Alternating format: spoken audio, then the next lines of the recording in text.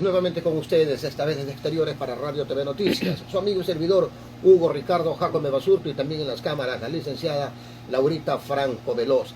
El día de hoy tenemos un invitado de lujo, el doctor Alfonso Zambrano Pasquel, un reconocido jurista, y con él vamos a topar dos temas muy puntuales. El primero, lo que tiene que ver con los gravísimos niveles de inseguridad ciudadana que vivimos todos los ecuatorianos. Prácticamente no hay un lugar en este país donde la gente pueda gozar de tranquilidad. Y en segundo lugar, acerca de la famosa consulta popular. Doctor, buenas tardes. Bueno, el tema de la inseguridad prácticamente nos convoca a todos, porque nadie está libre de alguna situación negativa. Ahorita acabamos de observar, del viernes hasta el día de ayer, 21 muertos solamente aquí en la ciudad de Guayaquil. Es un referente, digamos, que prácticamente nos estamos desvaneciendo como sociedad. Mire, don Hugo, penoso pero muy cierto. Sí, la semana anterior eran 14 muertos el fin de semana en Guayaquil, esta semana son 21. Un comandante de policía dice que la cárcel Esmeralda es inmanejable porque 1.500 tiguerones manejan la cárcel internamente. Y externamente hay 3.500 tiguerones más, en total 5.000 personas. Y ya él dice que ellos no pueden hacer nada, que para poder intervenir necesitaría un operativo con al menos 800 servidores entre policías y militares para poder ingresar. Hace poco en Guayaquil hubo una incursión, 2 semanas, tal vez máximo, de militares y policías, 800. La gran inquietud que queda es, aparte de 2 o 3 que hayan encontrado con droga, etcétera, o alguna arma de menor calibre, y todas esas armas de grueso calibre, los fusiles de asalto, son desde AK-47, AK-15, fusiles de guerra, pistolas también de asalto, granadas, drones. La pregunta que queda es, de ese operativo de 800 efectivos en la cárcel de Guayaquil, ¿cuántas armas han sido encontradas? Penosamente, aunque suene a repetido, hay un nivel de corrupción muy alto que ha contaminado incluso, no digo a todos por supuesto, claro, pero segmentos de la policía y segmentos del ejército ecuatoriano. Porque el tema de las armas, más allá de que sea la primera economía mundial subterránea que mueve alrededor de 800 billones de dólares por año, el hecho cierto es que ingresa una gran cantidad de armas desde la frontera con Perú, y otra notable cantidad de armas ingresa por lo que yo llamo la puerta giratoria de las aduanas. Por eso la gran disputa por manejar el puerto de Guayaquil, porque la puerta giratoria es para el ingreso de las armas y la giratoria en sentido contrario es para la salida de la cocaína, básicamente. Cocaína que ingresa fundamentalmente por la frontera de Colombia con Ecuador. Claro. Y entonces no hay personal suficiente ni en fronteras para controlar ingreso de armas, para controlar ingreso de la droga. Tiene Posora un puerto de aguas profundas con tecnología muy avanzada que escanea toda la carga. Hace unos días, ante la afirmación de que se había contaminado carga, pero es que no la están contaminando en tierra, sale ya con los candados de seguridad del puerto, y en alta mar van las lanchas rápidas y contaminan la carga. Vuelan las seguridades, ya han duplicado con los números, ¿verdad? Incluso los candados de seguridad, y eso lo hacen en alta mar. Y la gran inquietud es, y no le corresponde a la Marina de Ecuador hacer el control, porque hay un control costanero muy fugaz para el tema de la droga, que va todo el perfil costanero, que arranca desde Salinas a Bastamanta. Entonces no hay control. El nivel de violencia que antes nunca tuvo la provincia de Santa Elena lo tiene ahora, porque hay también la presencia de carteles. Y sobre eso, mire, 3 aspectos tienen que ser mirados cuando se refiere a la violencia. ¿Y por qué? El primero tiene que ver con tratar de manejar un cierto territorio, y por eso se producen las disputas entre bandas. El otro aspecto es para expresar el poder que tiene la delincuencia organizada violenta, cuando a una pobre señora hace apenas 2 semanas fue asesinada en una tienda pequeña, pagaba $20 semanales, dijo que no iba a pagar porque ya no podía, y la mataron delante de los hijitos.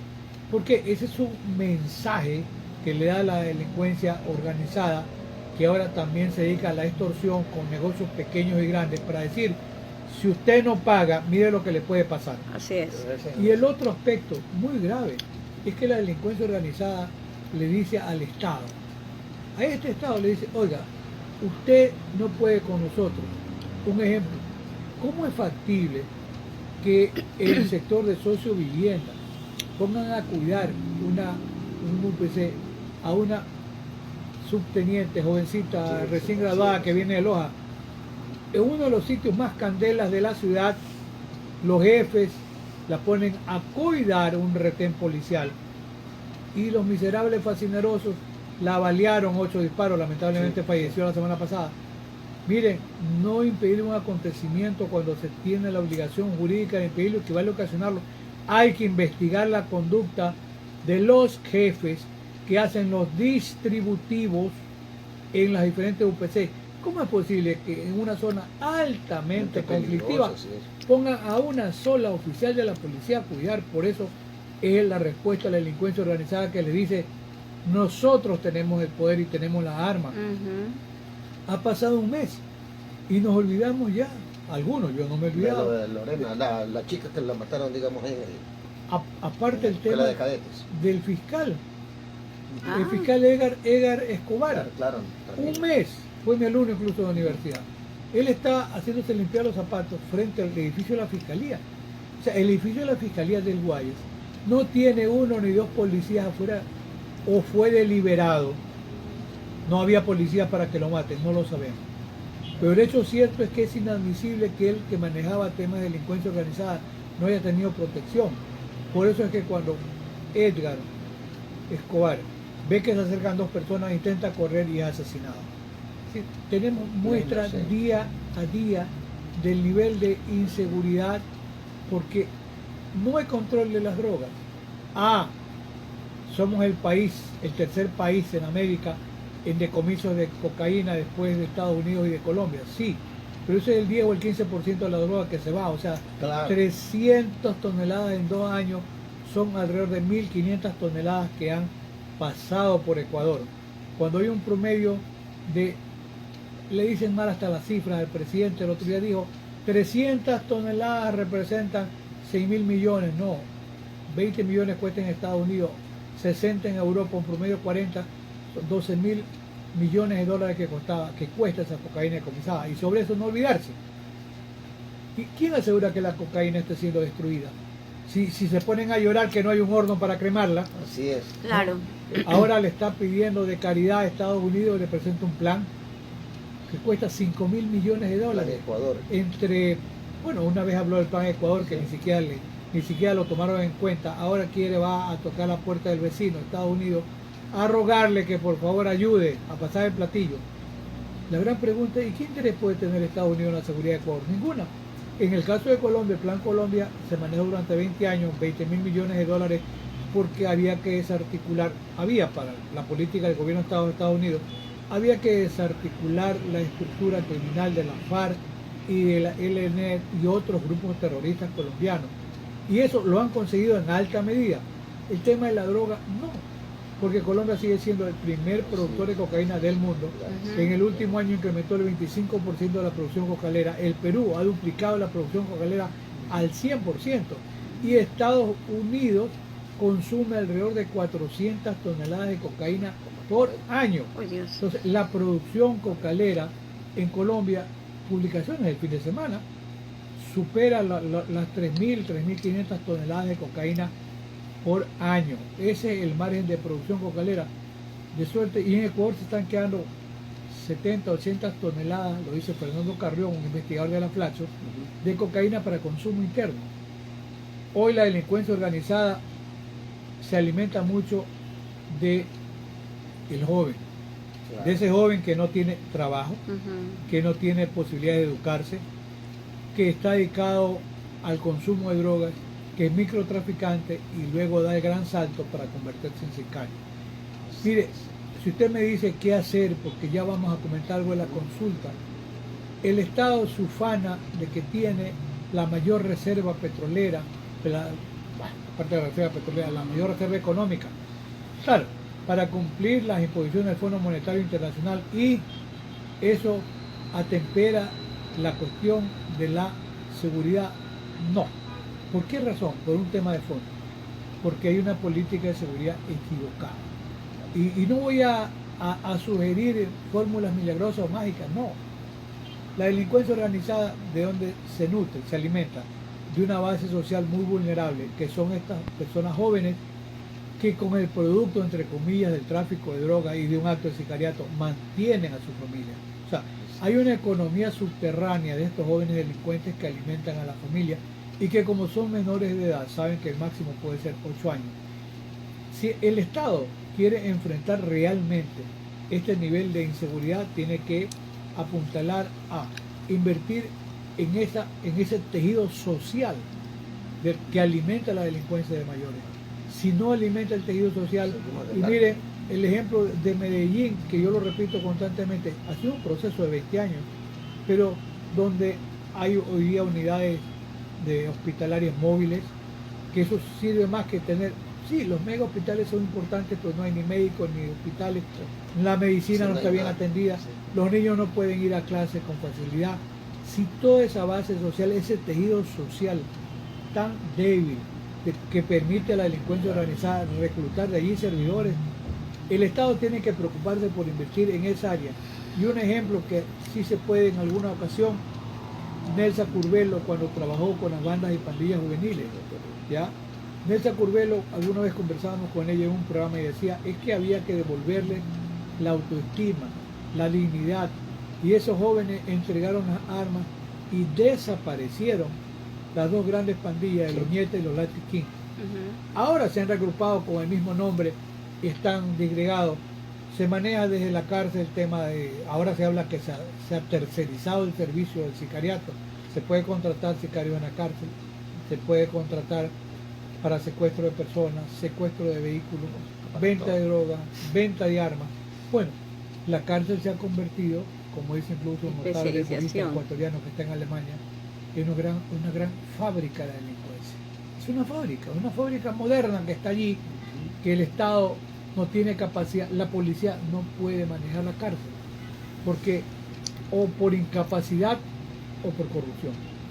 Entonces, cualquiera de las dos explicaciones, porque cuando se ha hablado de la militarización y la inclusión, ¿por qué no se puede sacar la enorme cantidad de armas? ¿Por qué no se pueden aislar a los líderes de las organizaciones criminales? Se dijo que en Arroca, seguimos esperando. Cuando se le ha preguntado al presidente Lazo en estos días, pero usted dijo que en Arroca, que tiene capacidad para 150 personas, estarían los líderes. ¿Y qué es la respuesta? Estamos trabajando en eso. ¿Pero hasta cuándo? Estamos trabajando en eso. Oiga, pero ¿y qué más se va a hacer? Estamos diseñando un plan de estrategia. Recuerde usted que se habló incluso de una persona a la que se vinculó para el trabajo de la seguridad, que lo que dice es que han presentado un programa a Estados Unidos para que ayude, diciéndole necesitamos 5.000 millones de dólares. Eso es muy dudoso que Estados Unidos vaya a regalar esa cantidad de dinero. Tienen otros problemas. Y otro señor que habla, fue nombrado como secretario de Anticorrupción, que se duerme cada vez que lo entrevistan, ahora ya no aparece para nada, no aparece para nada, es cierto. Y el vicepresidente. Y no se investiga nada, y siguen las aduanas siendo repartidas, la corrupción hoy salpica al ministerio también, que tiene que ver con el manejo del petróleo, ahí están las listas, las concesiones a lo interno que se hacen, y se dice que en este país, ¿cómo va a decir que no hay corrupción? Por supuesto que hay. Entonces, en definitiva, la agenda de seguridad está mal enfocada.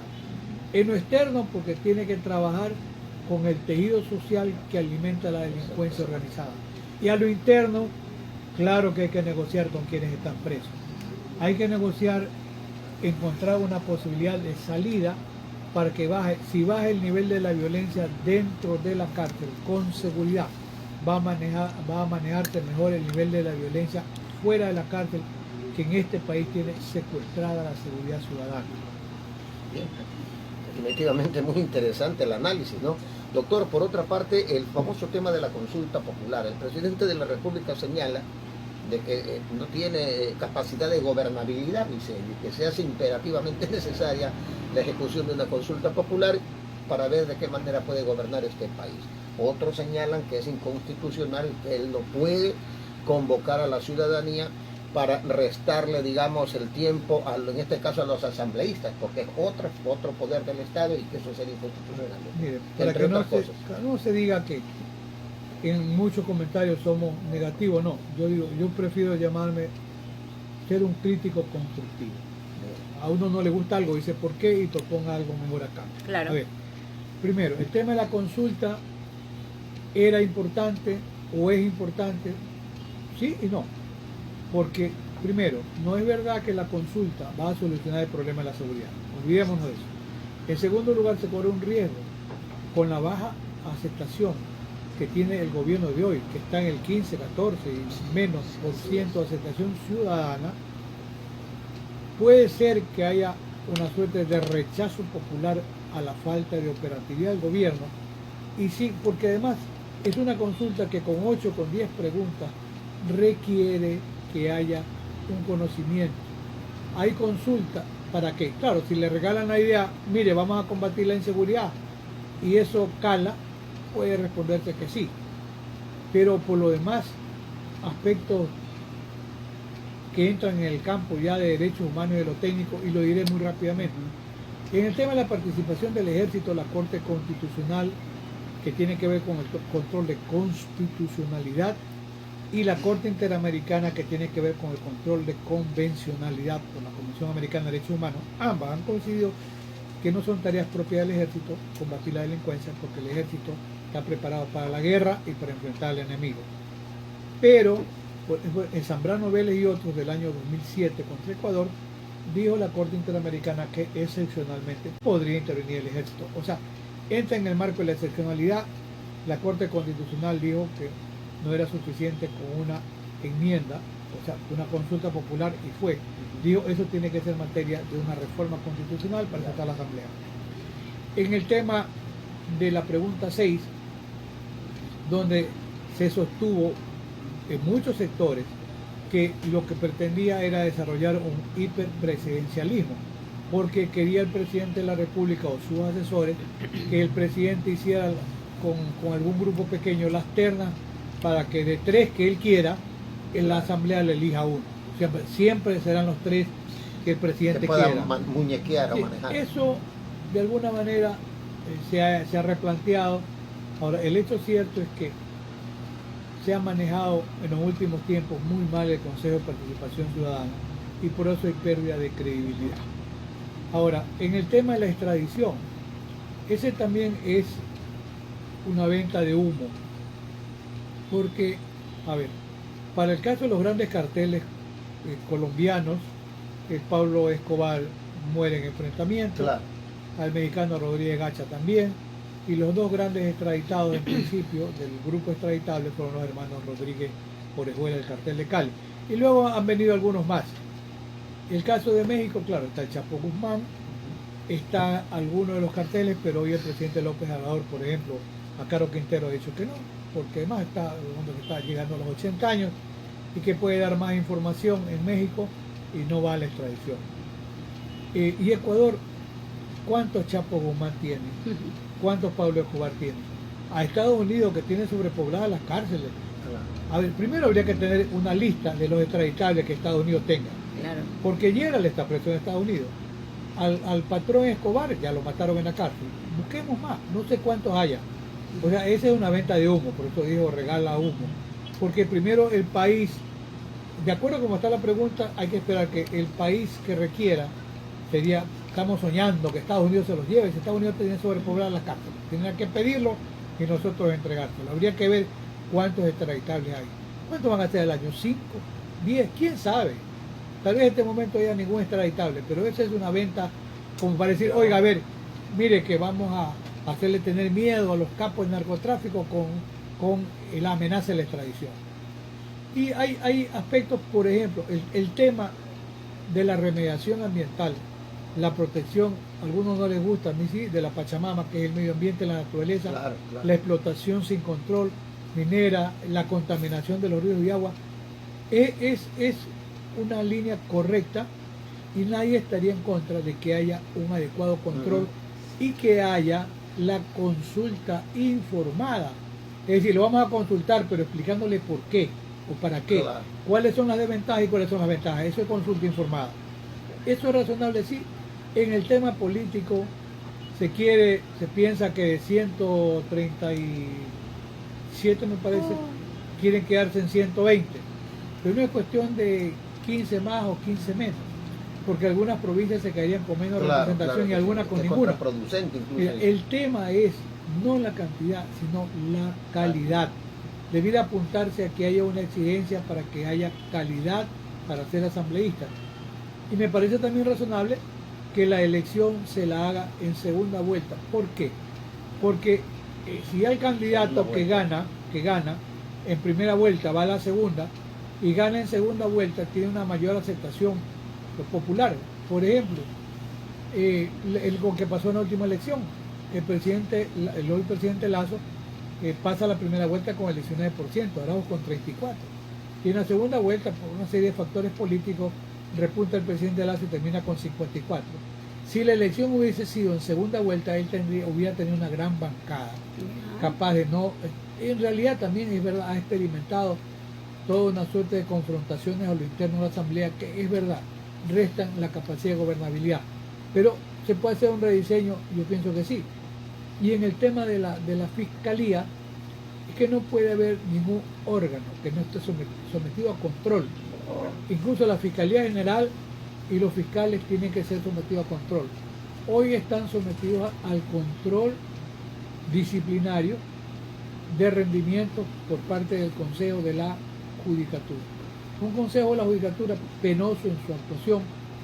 Pienso que debe potenciarse la independencia de la Fiscalía General del Estado, pero tiene que haber un órgano de control ante el cual responda la Fiscalía General y los fiscales, cualquiera que sea el rango o nivel de ese fiscal. Bien, definitivamente siempre se aprende, ¿no? Y con conceptos absolutamente claros. Destacó el doctor Alfonso Zambrano Pasquel que se debe de trabajar en los sectores vulnerables para evitar, digamos, el repunte de la situación de violencia en el país. Y en segundo lugar, pues, la consulta popular no va a solucionar los problemas de gobernabilidad. Doctor, muchas gracias por su participación y esperamos tenerlo en una nueva oportunidad. Estuvo con ustedes Hugo Jacome Basurto y en la cámara Laurita Franco Veloz. Muchas gracias.